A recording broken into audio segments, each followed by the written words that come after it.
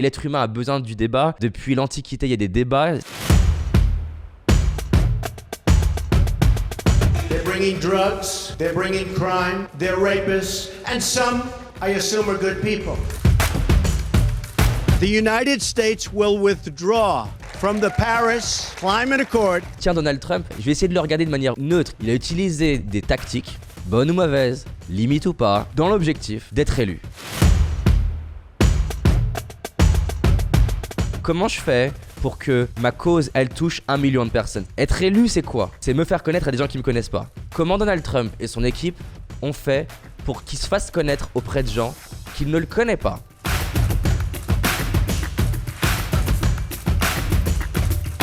Un truc que fait Donald Trump et qui pose question chacun, est-ce que j'ai envie de le faire ou pas? C'est...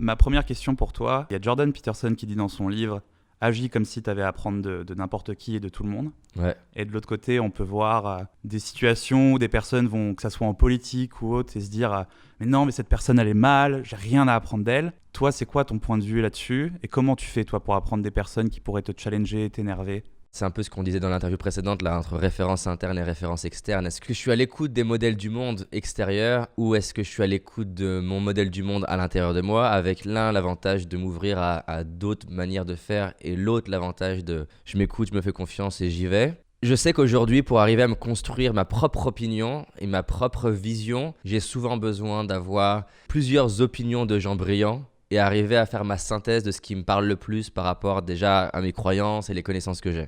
Ce qui m'aide à faire ça, déjà, c'est de toujours revenir sur un truc d'ailleurs sur lequel je reviens tout le temps, c'est quelle est la vie que je veux me créer, c'est quoi la vision que j'ai, et pour essayer d'arbitrer par rapport à la vision. Donc de me dire, quand je rencontre quelqu'un, qu'est-ce que j'ai à apprendre de lui ou d'elle qui peut m'aider encore plus à aller plus vite vers cette vision?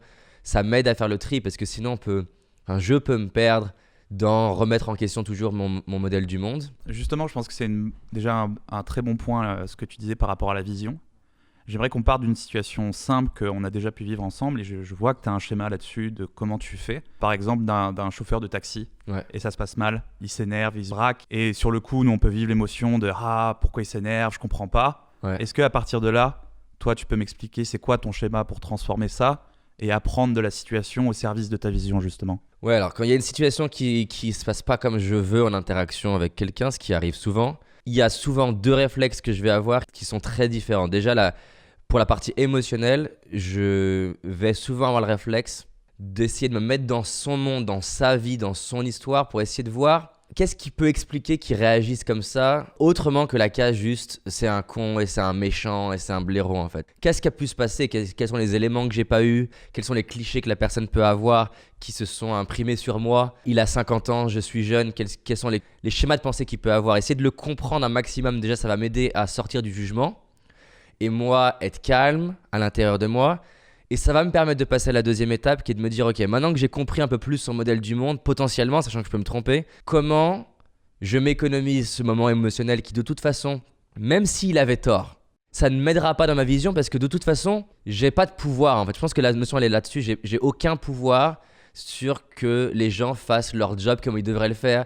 Le temps que j'ai passé à être émotionnel, quelque part ce temps d'1 heure c'est du temps perdu en fait. J'essaye de me dire maintenant que j'ai compris sa vision, qu'est-ce que je pouvais faire en amont pour l'anticiper, pour peut-être créer de la relation. Voilà, c'est vraiment la réflexion d'essayer de refaire le film plusieurs fois en me disant quelles étaient les différentes options pour faire que cette zone de friction, on la désamorce avant même qu'elle puisse arriver en fait. Voilà, je vais donner un autre exemple. Plusieurs fois, on va avec Julie au parc d'attractions de Barcelone. On prend la formule un peu plus VIP où tu as accès du coup à des fast lines, etc.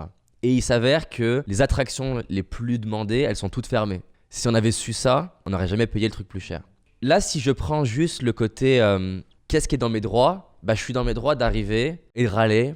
Ce que j'ai parfois fait par le passé, et parfois j'ai obtenu d'être remboursé ou quoi que ce soit en râlant. Mais il y a quand même un truc qui n'est pas fluide, qui même si j'ai obtenu ce que je veux, pendant 2 heures, j'ai quand même pensé à « Ah, j'ai pas aimé cette interaction ». Donc, je vais la décortiquer en me disant comment je vais vers l'outcome, le résultat que je veux. Le résultat que je veux, c'est je veux être honoré par rapport à l'argent que j'ai mis. Mais l'autre outcome que je veux, c'est que je veux que ça soit fluide dans mes relations et que je ne me prenne pas la tête. On est arrivé et j'ai essayé de me dire avant, donc pendant qu'on faisait la queue où il y avait tout le monde qui en plus est en mode je vais râler, comment je fais mieux que d'habitude. D'habitude, soit je m'écrase trop, soit j'écrase trop. Et là je me suis dit ok, je peux peut-être trouver une meilleure nuance. Donc je suis arrivé en lui disant déjà comment vous allez, ce que personne lui pose comme question. Et je lui dis tiens, et ce qui est vrai, je lui dis tiens, j'imagine que c'est pas évident pour vous d'avoir toute la journée des gens qui arrivent avec une plainte. Elle me dit non, c'est clair. Je dis là je suis vraiment désolé, je vais arriver avec une nouvelle plainte. C'est 15 secondes que j'ai jamais fait d'habitude. Fait que ça m'a pas empêché derrière d'être très ferme en disant voilà, moi j'ai payé ça, c'est pas normal, j'attends d'avoir une forme de compensation. Mais ces 15 secondes où je l'ai considéré avant, j'ai pu le faire parce que j'ai pris le temps de me dire comment je vais le plus vers mes objectifs en faisant en sorte que ce soit écologique pour les gens autour. Et d'ailleurs, c'est je pense la question qu'on devrait tous se poser. Et je pense que faire ça régulièrement, ça amène des idées de dingue. C'est d'ailleurs pareil, entreprendre. En tant qu'entrepreneur, j'ai plein d'intérêts à avoir en tête. C'est-à-dire, j'ai l'intérêt de la boîte qui peut-être parfois rentre en contradiction avec ce qui est intéressant pour moi. Jusqu'où je réinvestis et jusqu'où je me mets en danger, moi, en tant que personne. Il y a les intérêts des clients et après, il y a l'intérêt des équipes, puis l'intérêt des fournisseurs. Et donc, j'ai conscience que plus ça va être écologique pour le global, plus on va tous gagner. Donc, c'est ça que j'essaye de faire, en fait. Comment optimiser pour qu'on y gagne tous, en sachant qu'il y aura toujours des gens pas contents. Pour ce qui est d'apprendre des personnes, j'ai un exemple qui va me permettre de préciser ma question. Prenons par exemple un exemple facile qui est Donald Trump. C'est un personnage qui a fait beaucoup parler de lui partout, même en France. Ouais, il est détesté par plein de gens. Exactement. Et donc du coup, ce qui se passe, c'est le schéma classique qu'on peut voir, c'est un con, il est mal. Donc tout ce qu'il fait, c'est mal. Donc tout ce qu'il fait, c'est mal et je ne veux pas entendre, il ne peut pas avoir de bonnes idées, je ne veux rien entendre de lui. Ouais. Alors que de l'autre côté, si on prend un peu de recul, on peut se dire, il a été entrepreneur, investisseur depuis des dizaines d'années, il a forcément développé des compétences, un état d'esprit qui font qu'aujourd'hui il en est là. Et donc j'ai forcément quelque chose à apprendre de lui. Donc pour moi, j'ai deux questions là-dedans. Comment on en arrive à ce mode de je vais apprendre de lui. Ma question suivante qui est liée à ça, c'est que mais si tu apprends de lui, ça veut dire que tu cautionnes. Comment on fait pour en fait dissocier de apprendre n'est pas excuser, apprendre n'est pas cautionner? Comment on gère cette balance? Ouais, c'est une question qui me fascine clairement. Alors il y a plein de sous-questions. Déjà, la première chose, on va revenir sur la même chose. C'est quoi mon objectif? Moi, personnellement, qu'est-ce que je veux accomplir? Qu'est-ce que je veux faire? Qu'est-ce que je veux créer? Et la force, je trouve, d'avancer dans sa vie avec une vision, c'est que du coup, la question, elle est plus sur bien, mal, bon, mauvais, qu'est-ce que les autres pensent ou pas, mais qu'est-ce qui semble le plus aider à l'accomplissement de cette vision? C'est un gros bloc en tâche de fond qui va permettre de répondre à ça. La deuxième chose, c'est les comportements définissent pas une personne et l'outil ne définit pas si une chose, elle est bonne ou mauvaise. Donc j'aime beaucoup cette idée que un couteau, il est ni bon ni mauvais, il dépend de ce qu'on en fait.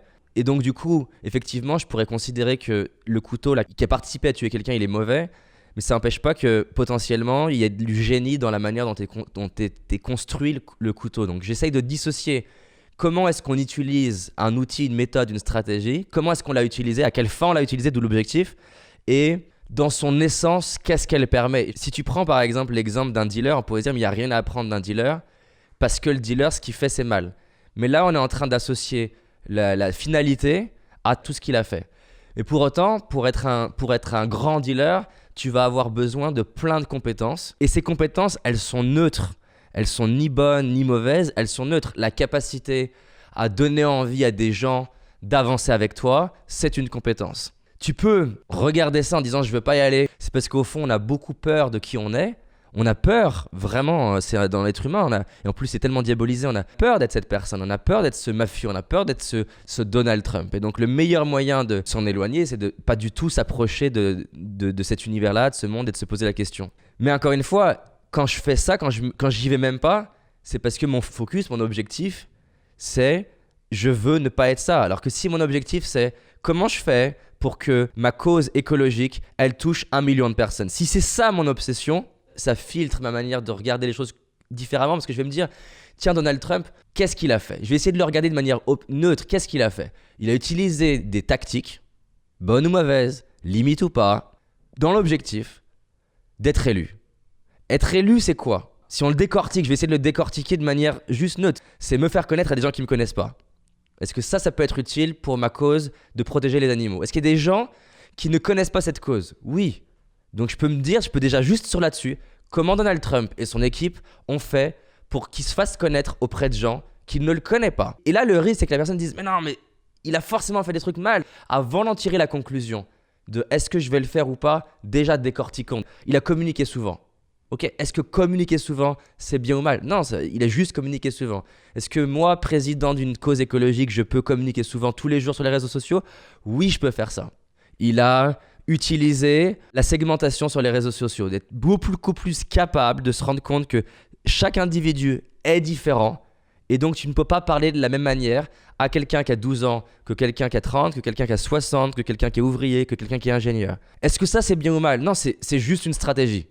Est-ce que moi, en tant que défenseur de la cause animale, j'ai intérêt à créer une communication qui est adaptée à la personne de 50 ans, qui a 3 enfants, différemment du jeune qui sort tous les jours en boîte? Est-ce que j'ai intérêt à adapter ma communication? Oui. Donald Trump, il y a pourquoi il fait les choses, il y a certainement une grosse cause égotique là-dedans et ça ne m'intéresse d'ailleurs pas pourquoi lui il fait ce qu'il fait, mais ce qui m'intéresse c'est qu'est-ce qu'il fait et comment il le fait. Et après, je vais pouvoir me dire non, ça c'est pas en accord avec mes valeurs et je vais pas y aller. Par exemple, un truc que fait Donald Trump et qui pose question chacun, est-ce que j'ai envie de le faire ou pas? Mentir sur des chiffres. Et bien là, ça pose une question qui est plus touchy parce que d'un coup, contrairement aux autres exemples, communiquer massivement où tout le monde va être d'accord que c'est ni bien ni mal, d'un coup, mentir, là, ça va soulever une question d'éthique. Qu'est-ce qui est bon, qu'est-ce qui est mal? Et moi là, clairement, j'ai rien à dire et pas de réponse à donner de ce qui est bon ou mauvais. Par contre, je peux juste faire réfléchir les gens qui nous écoutent. Imaginons, j'ai la responsabilité de protéger 1 million d'enfants parce que là, il y a un malade au pouvoir qui a envie de faire un génocide et potentiellement le moyen, je crée quelque chose, le moyen de faire bouger, je sais pas, par exemple, une communauté en dehors de ce pays, c'est pourquoi pas d'exagérer la situation et de mentir sur la situation. C'est à mon âme et conscience. Est-ce que je vais mentir pour passer mon message? Est-ce que je vais pas mentir pour passer mon message? Je ne sais pas. Mais ce que je peux juste factuellement voir, c'est que en mentant, il a obtenu des choses, Donald Trump. Des exemples de personnes comme, je ne vais pas citer de nom là dans le contexte du podcast, mais des personnes qu'on sacralise aujourd'hui comme étant des personnes comme la force du bien, qui, pour obtenir plus de donations pour leur cause, ont été prêtes à mentir. Et je parle de personnes dont je prononcerai le nom, tout le monde les connaîtrait. Elles ont été prêtes à mentir et donner des choses fausses pour obtenir des dons qui, au final, ont permis de créer des hôpitaux. C'est bien, c'est mal, je sais pas. J'aime beaucoup ce que dit Idriss Aberkan là-dessus. Il dit que le bien et le mal, ça se décide non pas a priori, mais a posteriori. C'est-à-dire, qu'est-ce qu'on en a fait? Voilà, je ne sais même pas d'ailleurs si ça se décide a posteriori, parce que la question, ce serait quand est-ce qu'on arrête l'histoire. Mais voilà, ça soulève cette question. Donc, bon, là, j'ai pris l'exemple extrême, mentir, etc. Mais avant d'en arriver déjà à l'exemple extrême, il y a souvent des choses intéressantes à prendre. Je préfère préciser, pour quelqu'un qui ne me connaît pas ou qui entendrait ça, ce podcast, ce qu'on vient de faire avec Donald Trump est autant intéressant à faire avec Obama, et autant à faire avec Martin Luther King, et autant intéressant à faire avec chaque personne. Mais par exemple, moi, je vais prendre un exemple concret qui, moi, m'a apporté. J'ai remarqué qu'il y a certains auteurs dont je ne partage pas du tout les idées parce que je trouve leurs idées radicales, qui arrivent à véhiculer leurs idées parce qu'en fait, quand ils arrivent dans des médias, dans des plateaux télé, vont volontairement donner des idées qui radicalisent, ça fait parler les gens et au final, fait que leur livre va beaucoup plus être véhiculé. Donc moi, ça m'a soulevé une question auquel j'ai pas réussi à trouver de réponse, c'est que parfois, je vais avoir tellement tendance à vouloir être précis, être exact, être juste, que du coup, je vais m'empêcher de dire quelque chose qui pourrait créer des émotions et interpréter, et alors qu'en fait, ça pourrait être un bon moyen de passer mon message. Exemple concret d'un truc qu'on a testé et qu'on a fait, qui est basé sur cette analyse de dire, tiens, il y a des gens qui utilisent cet outil de choquer pour passer leurs idées. On a créé une vidéo qui s'appelle « J'emmerde la retraite », en essayant de comprendre cette manière de communiquer. L'objectif de cette vidéo, c'est non pas de dire que la retraite sert à rien, parce qu'au contraire, moi, mon papa, je suis très heureux qu'il soit à la retraite et je pense que ça lui apporte beaucoup de sécurité psychologique, mentale, et il a travaillé toute sa vie, il mérite la retraite, tout comme des millions de personnes méritent leur retraite. Mais ce que j'ai remarqué, c'est que si je fais une vidéo, le message, l'essence de mon message, c'était quoi? Ça m'attriste de voir des gens qui vont passer à côté de leur vie pendant 45 ans parce que ils vont se plier à ce schéma social de voilà, j'ai un travail pour m'acheter la belle maison et en fait se retrouvent à 65 ans déprimés parce qu'ils ont passé 45 ans dans un job qu'ils aimaient pas. Le vrai message, il était là, c'est attends pas 65 ans pour faire le job de tes rêves. Mais ce que j'ai remarqué, c'est que quand je passais le message de manière, comme je viens de le dire là, vu que ça crée peu de réactions, ça crée peu d'émotions, mon message qui est hyper important pour moi et que je veux diffuser à un maximum de millions de personnes, c'est va vivre la vie qui t'inspire, crée ce qui t'inspire. Quand je le fais comme ça, je touche des gens, mais certaines personnes ne sont pas touchées parce qu'il n'y a pas d'émotion. En m'autorisant à provoquer, en disant voilà, j'emmerde la retraite, ça a créé un débat et l'être humain a besoin du débat. Depuis l'Antiquité, il y a des débats. Parce que je condamnais des gens qui disent des choses et j'étais en train de dire mais c'est même pas vrai ce qu'ils disent, c'est n'importe quoi ce qu'ils disent, je les condamnais, je les jugeais parce que j'ai une petite addiction à vouloir être juste et vrai. Je comprenais pas que derrière ça, il y avait un vrai outil qui peut être au service de ma cause qui est d'inspirer les gens à vivre la vie de leurs rêves. Il y a une notion d'arbitrage là-dedans en fait. Il y a une notion d'arbitrage, il y a une notion de nuance. Être plus vu, ça peut vouloir dire aussi être plus critiqué, moins compris.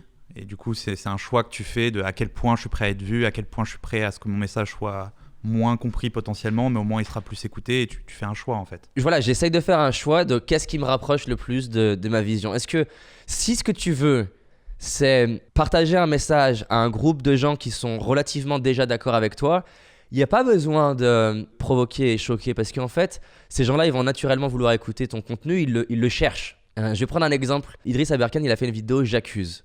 Quelque part, voilà, c'est provocateur d'accuser comme ça. Et peut-être qu'en privé, j'en sais rien, peut-être qu'en privé, il est peut-être plus nuancé, parce que j'ai trouvé que sur certains endroits, ça manquait de nuance. Exemple concret, même si j'étais profondément d'accord, alors que c'est n'importe quoi donc de gérer des cadavres de cette manière. Maintenant, moi, ce qui m'a manqué comme nuance en tant que spectateur, c'est comment de gérer des corps au quotidien. Parce qu'effectivement, dit comme ça, laisser une tête sur le sol, ça m'a choqué, moi aussi. Mais si j'essaie de me mettre dans le contexte de quelqu'un qui voit des corps tout le temps, est-ce que c'est autant choquant? Peut-être un peu moins.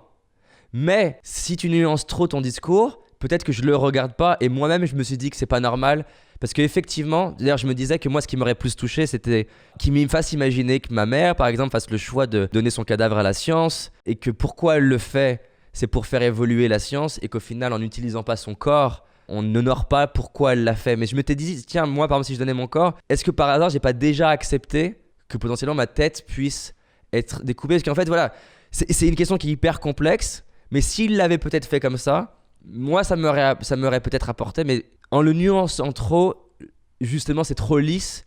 Et l'intention de ce que j'ai compris, c'est il faut qu'on en parle. C'est pas normal de gérer des corps comme ça, ce à quoi j'étais très d'accord. Il y a de la place à polariser un discours, être agressif, être violent, tout comme il y a de la place à de la nuance. Tu vois, c'est pareil avec les gilets jaunes. Parfois, je me disais, c'est chiant, toute cette colère, cette émotion. Pourquoi on parlerait pas plus calmement en fait? Parce que moi, c'est ce qui est important pour moi qu'on parle plus calmement.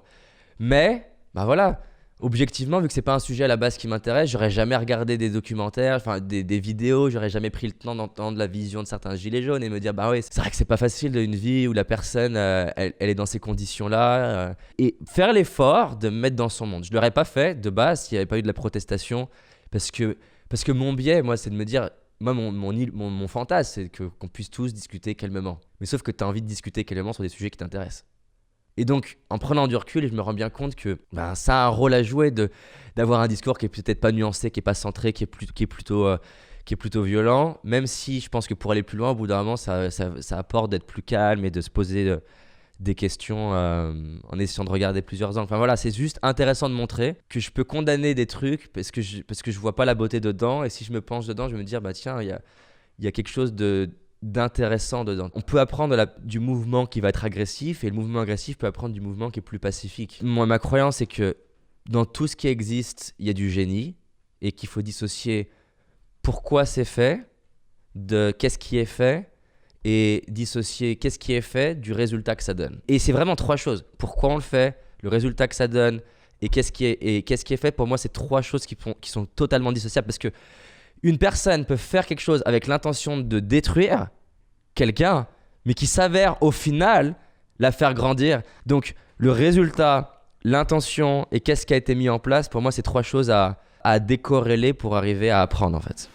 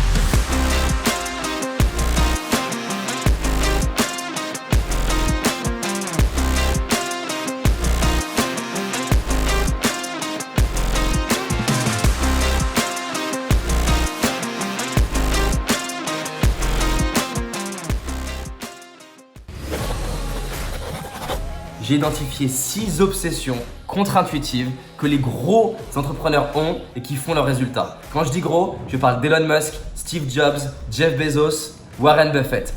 Ces 6 obsessions ont permis à mon entreprise de décoller et ont permis à certains de mes clients de faire jusqu'à x10 la même année. Donc si ça te dit, tu as envie de recevoir ça, je te l'envoie dans ta boîte mail, clique juste ici et tu vas le recevoir. Fais-le maintenant car je change régulièrement de vidéos gratuites. Rappelle-toi, cette année c'est notre année et on avance ensemble.